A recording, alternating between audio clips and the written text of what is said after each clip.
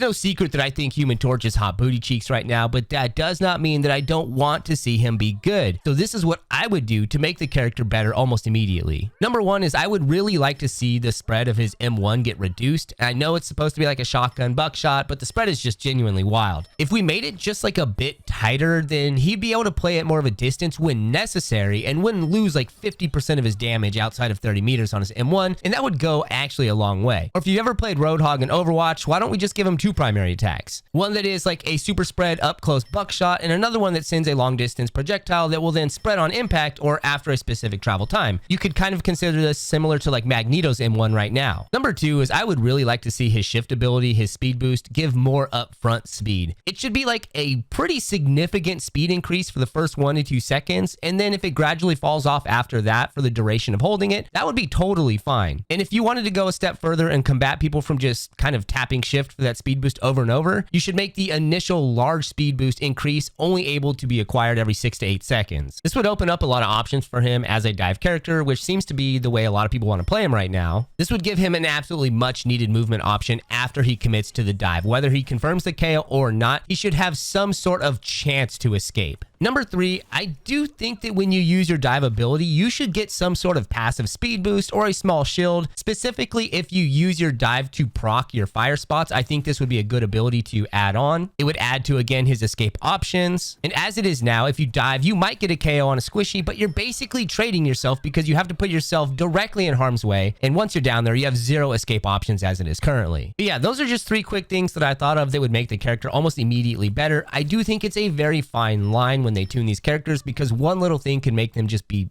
absolutely insane, as we've seen with Storm, who is a force to be reckoned with. But what do you guys think? Let me know in the comments down below right after you like and subscribe.